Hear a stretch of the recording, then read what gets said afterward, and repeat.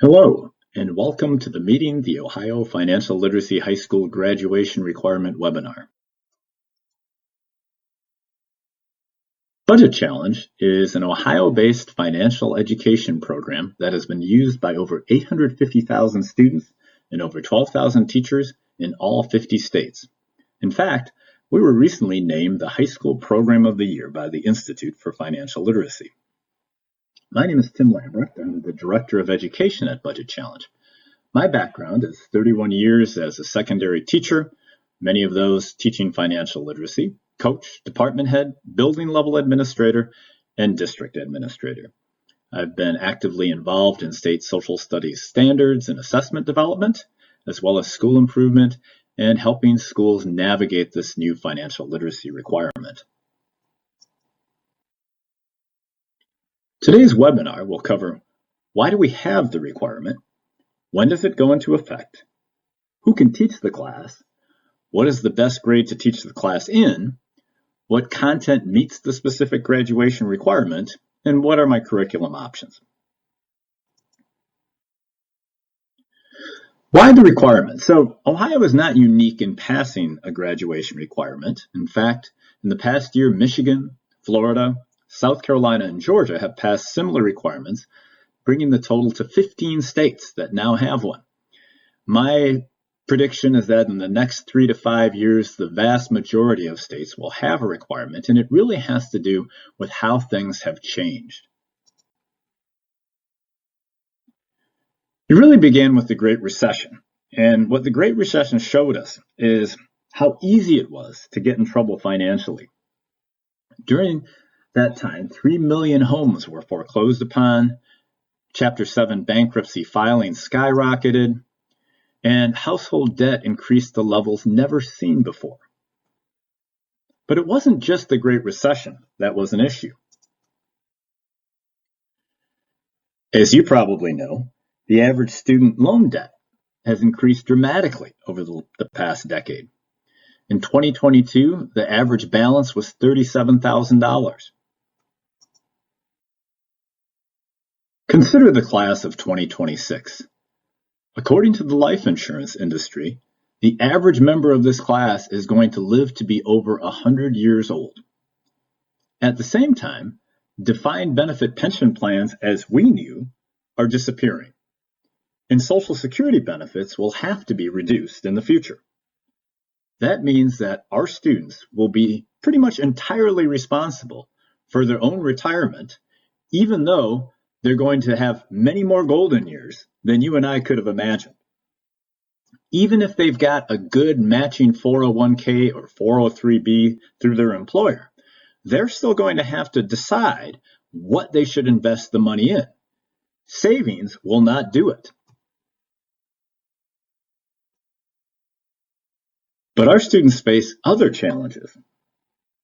It's as easy today for a student with internet access to invest their entire college savings into GameStop stock or cryptocurrency as easily as they purchase a music download. And the media that they're on, like TikTok and Reddit bulletin boards, are filled with ideas about how to get rich quick. For our students, the risks of identity theft are greater than physical theft. Getting seduced by get-rich-quick pitches or in every hour of TikTok videos. And fine print and new financial products and options are making even conventional purchases more complicated. Did you know that a car dealer often makes more money on financing and insurance than they do on the sale of the actual vehicle? So hopefully that information has convinced you of the need for the class. Even if it didn't, you've got to offer it anyway. So when does it go into effect? 2022-2023 school year's incoming 9th graders, the class of 2026.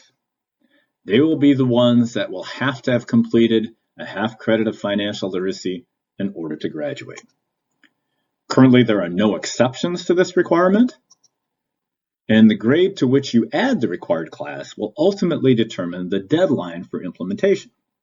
So, if you're going to do it with seniors, you've got some time. On the other hand, in theory, you could implement with ninth graders next year, but then you'd have to double up the class. And that's something I would not recommend.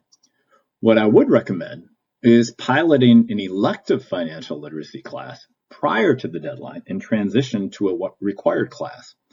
That will give you some time to test out materials, figure out how you want to grade things, and that's something I would highly recommend. So, who can teach the class? Well, there's really two questions there.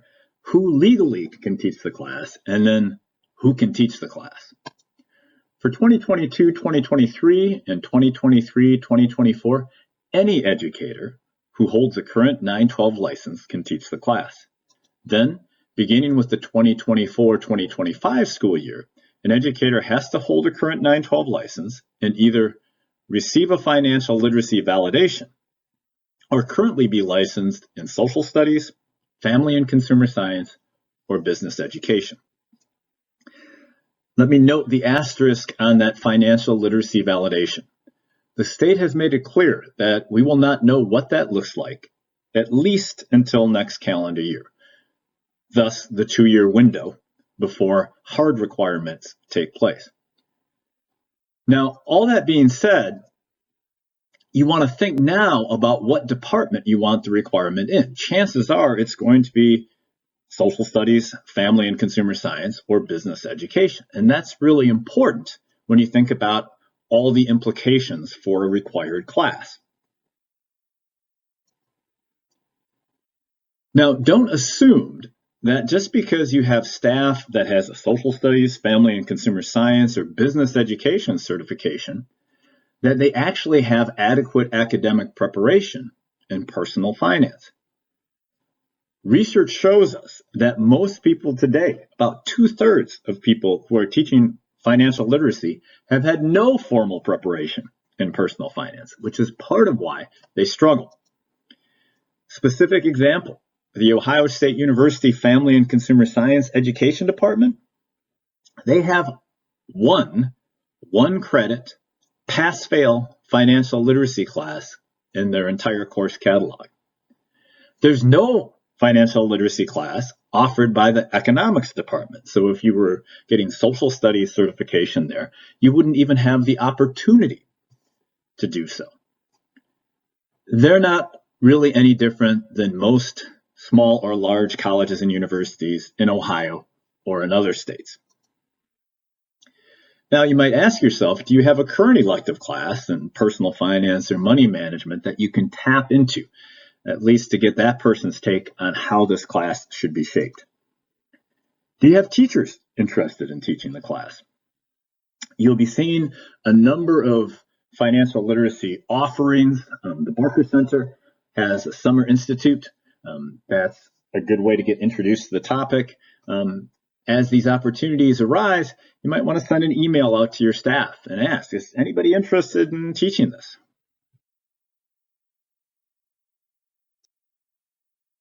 So what's the best grade to teach the class in? Well, in 2020, a meta-analysis of hundreds of studies of the effectiveness of financial literacy education showed that financial education declined in effectiveness over the gap between when taught and when implemented. In other words, the longer it was between when kids had the class and when they were independent young adults trying to use what they learned, the less effective it was. And so everything else being equal, the sooner or closer to adult life, the better. That means junior or senior year. Now, this was especially true with instruction that lacked application. If you don't use it, you lose it, right? It's just another set of facts that kids learn to get the grade and jump through the hoop. As I said, everything else being equal, the later the better. Now, that's not always possible because of scheduling, but that should be what guides you. Regardless of the grade, the application of knowledge is critical. And this is especially true if you are planning to implement it in grades 9, 10, or 11. So think about that when you're selecting a program. So what content meets the specific graduation requirement? Well, In the Ohio Model Curriculum for Financial Literacy, there are 55 specific expectations for learning. These encompass a broad range of topics, including financial responsibility and decision-making, planning and money management, being an informed consumer, investing, credit and debt, and risk management and insurance. That document is available on the state website. Another document that you may be interested in is our alignment document, where we show how our program teaches each of those 55 standards. That's also available on the Ohio landing page of our website.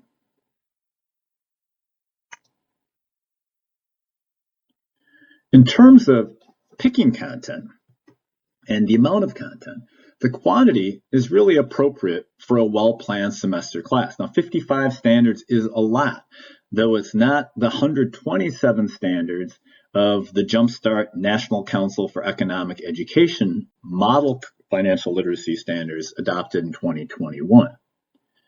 That being said, a textbook or online equivalent by itself is inadequate. Textbooks in general, many of the ones that are out there are really dated. And many of the online courses are much narrower in scope than what the Ohio standards require. Another thing when you're thinking about content is you need to consider the experience and existing prep load of your teachers. New preps are always tough, and a new prep in a subject matter that a teacher hasn't had a lot of academic preparation for is even tougher. Now, there's all kinds of content out there, as there is these days, for pretty much every subject matter. What's unique about financial literacy is there's a lot of content that's put out by people who have a bias in the outcome.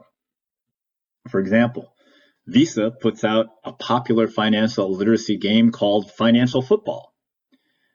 Now, I myself question whether or not we should be teaching financial education with a curriculum that's created by a credit card company who makes money off of charging high rates of credit card interest to consumers.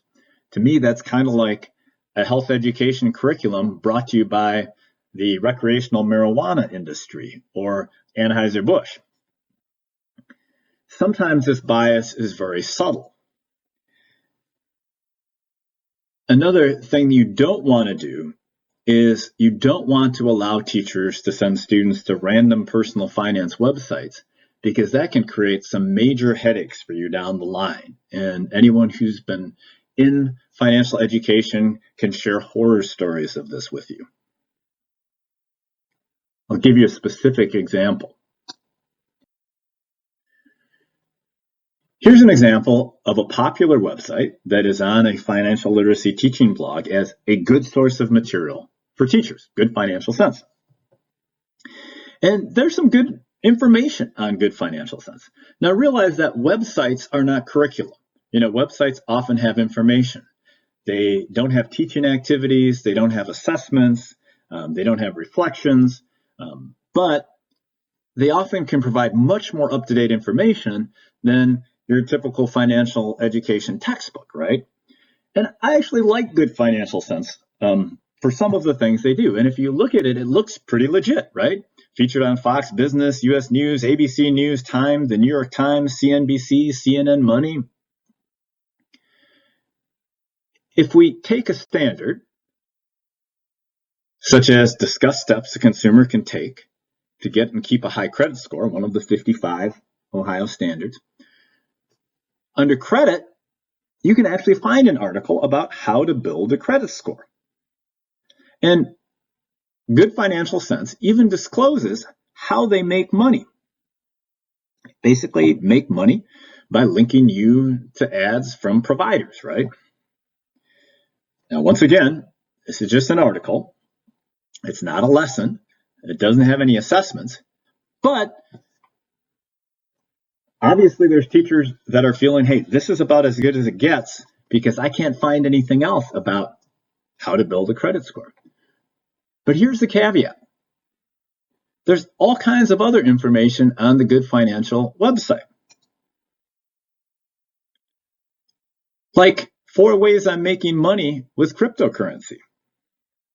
Now, imagine a student who stumbles across this and decides he or she is going to invest their college savings in crypto. And if they had done that 6 months ago, they would have lost almost all of it by now. And imagine the conversation when mom and dad say, "Why did you do that? Who told you to do that?" And the response is, "Well, we were on this website in financial literacy class, and it seemed like it made a lot of sense."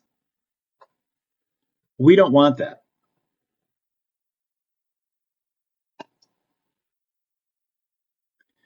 Now, the state of Ohio has a resource list on the financial literacy website, but it really offers minimal value. In fact, I'd almost tell you just to avoid it for a couple of reasons. None of those resources claim to teach the new standards, since the list was actually created prior to the graduation requirement. I know this because I'd actually asked if we could be on the list, and we were told we couldn't because we weren't free. The site also has a disclaimer, which essentially says, hey, we're not recommending these sites. There's lots of quality resources available beyond those included here, and educators should use their professional expertise to determine the suitability of any particular resource for their use in their districts, schools, or classroom. Now, it's that last part that I really have the hardest problem with, because quite frankly, as administrators and as teachers, we don't have time to do that degree of due diligence. We need reliable sources that are accurate, unbiased, and effective. And this particular list mixes commercial sources and biased sources with government agency-sponsored sources, such as the Federal Reserve.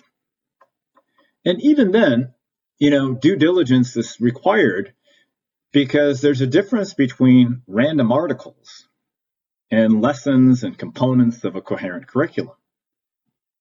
And I'll give you an example of, again, the pitfalls of even the state website listed resources. One of them is OppU. Now, it seems innocuous enough. Take charge of your finances with OppU. Managing your money can feel overwhelming, but you don't have to do it alone. OppU provides resources, tools, and knowledge to empower you to make educated, everyday financial decisions. From building an emergency fund to paying down debt, let us guide you to financial wellness. Well, hey, that sounds good. In fact, building an emergency fund and paying down debt are 2 of the 6 trophies that we award students in our financial simulation. And so this seems like it's on the right track, right? If you clicked on the About OppU, you just see about the same thing, that they're here to help students. So who is OppU, and why are they so kind to put this website out for people to use?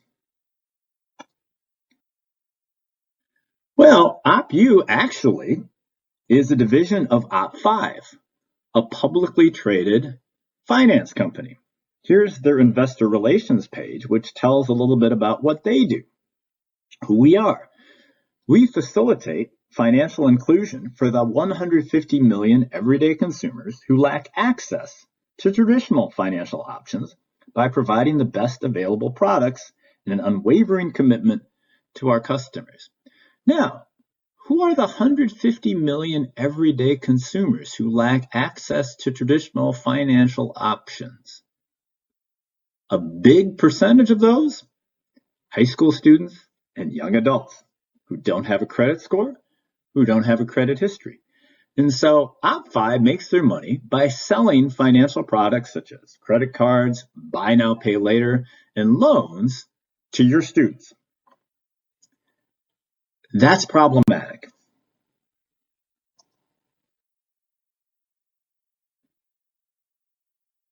Now, another thing to consider when thinking about curriculum is you've got 1 semester to make a life-changing impact on a student. And this sounds kind of overwhelming when you really think about what we are being asked to do. And we can go back to a 2014 National Endowment for Financial Education meta-study that stated that most existing programs are only minimally engaging or relevant.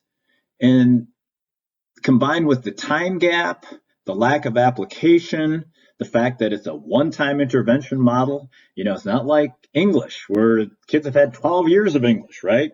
So they don't get it one year, they're going to get it the next year. This is one shot, one semester, along with the fact that many teachers are ill prepared to teach it.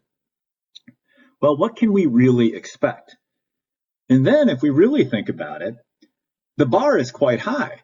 The goal really is financial capability. We want our students to get out in the world as young adults, independent adults, and be able to manage money, which is a bar that we don't have for any other subject matter. We don't really think English students, even after 12 years of English, are going to go out in the world after high school and make a living by writing. That's not a realistic expectation. We say, no, they're going to need at least a bachelor's degree, maybe a master's degree in order to do that. But that's the expectation for financial literacy. Now, before we say, well, that's impossible, actually, schools have a model that they've been using for decades, which show that we can teach kids complex skills in a very short period of time, and they can retain those skills along with positive attitudes and behaviors and carry those over into real life. We've done it with driver's education, and we've done it with career and technical education, or sometimes in a period as short as a semester. We've combined kind of traditional book learning with real life experiences, which creates learning that lasts. So that's what we want to emulate for our financial literacy class.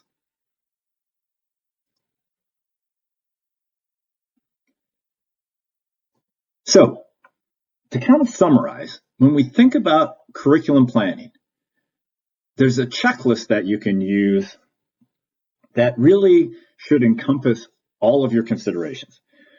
First of all, does the program teach all the standards, right? Including the skills, attitudes, and positive financial behaviors. Is the content up to date, right? And don't just focus on the copyright date, but what about the content? Are they still talking about 1040 EZ? Does it provide staff training and support, knowing that most of your staff have not received any type of training before this to teach financial literacy? If it's a program with an online component, which any program that's going to try and apply skills has to have, how does it protect your student personally identifiable information?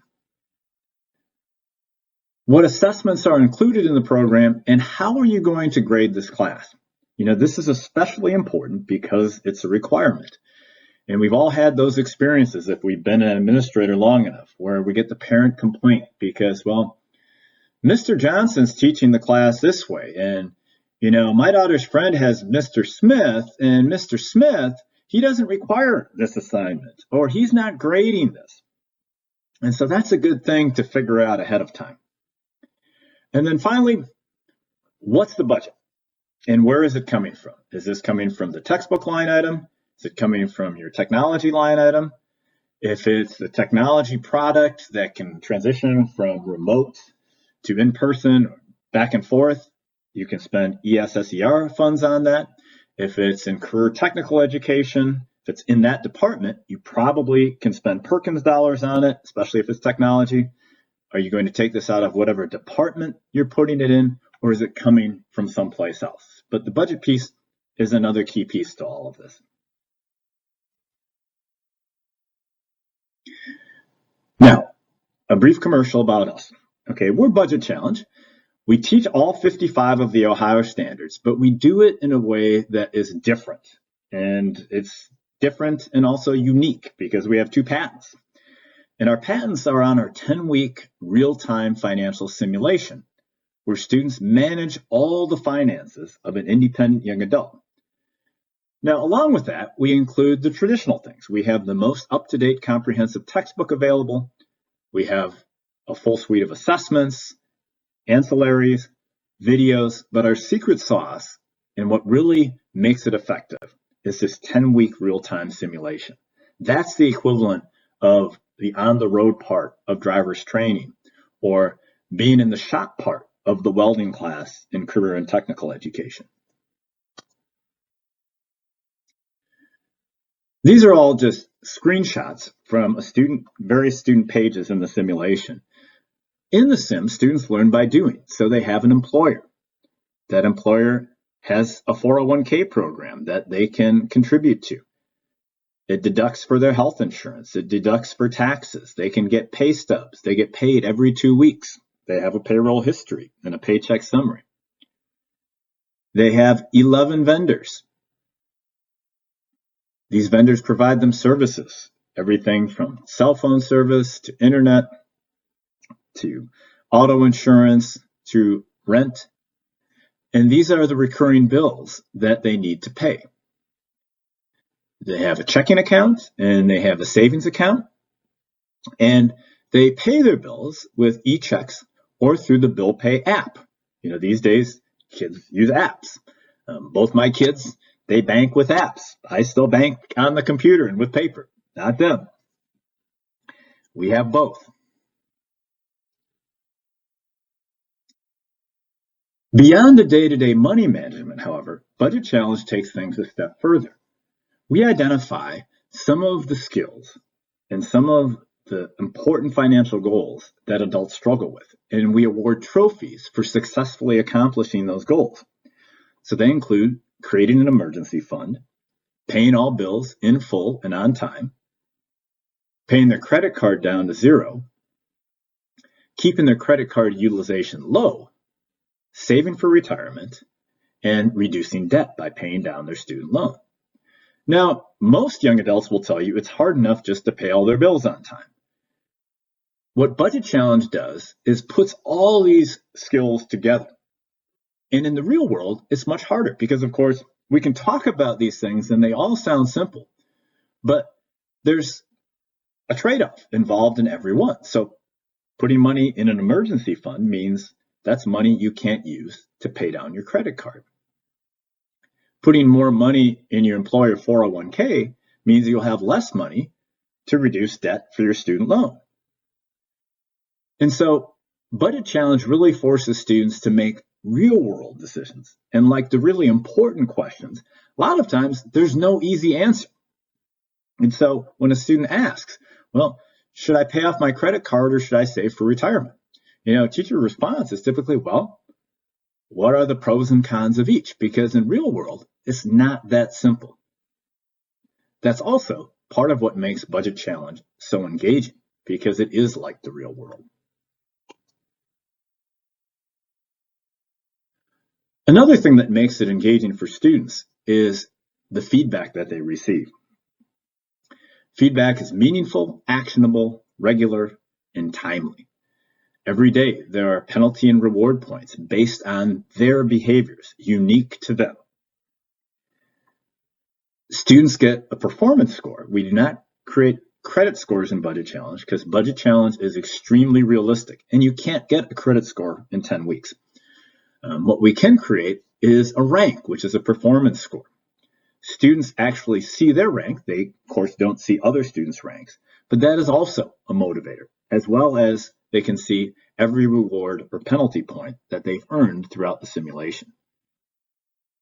They get immediate feedback on written tests and can find out what it is they have to do to improve. We also practice what we teach by providing the safest educational experience online. We do not collect student PII. We don't link to marketing or data collection websites. In fact, we rarely link to any sites other than government sites, such as sites dealing with student loans, sites dealing with college aid, sites dealing with labor statistics. There are no ads or pop-ups. We do not sell lists or emails of school personnel, and we do not accept silent donors who influence content, which is a real problem in this space. We also provide flexible teacher training, which is available on demand, live, and we also provide a live help desk for teachers and students, something no one else in our industry does. So that all sounds wonderful. So how much does your program cost? The school pricing is based on student licenses. We do not say it's this much for an entire school because each student has a unique experience. They have a live 10-week simulation, which goes along with the curriculum. And so it's either $20 or $25 per student, depending on the number of students that you have. That includes everything: the student e-textbook, the simulation, access to video library, all teacher resources, including the assessment suite, real-world activities, guided readings, lesson suggestions, and our parent engagement emails, which is a great way to extend the learning at home. And those are editable, and we have 17 of them, one for each chapter. As I mentioned before, we have all kinds of different ways we can onboard your staff and train your teachers, including live webinars and help desk access throughout the year. There's an additional discount for multi-year licenses, and so especially if you're thinking about using textbook dollars for this, that's another good option, and I'd be happy to talk to you individually about that. My contact information is tim@budgetchallenge.com. My direct phone is 513-335-0619, extension 406. I appreciate so much you taking the time to watch this, and I encourage you to contact me, even if you're not interested in our program, with any questions that you have about the standards, about implementation, about other resources you may be considering, or if you have any questions or would like to pilot our program or find out about a school that's using it, I'd be happy to talk to you about that as well. Thank you again, and have a great school year.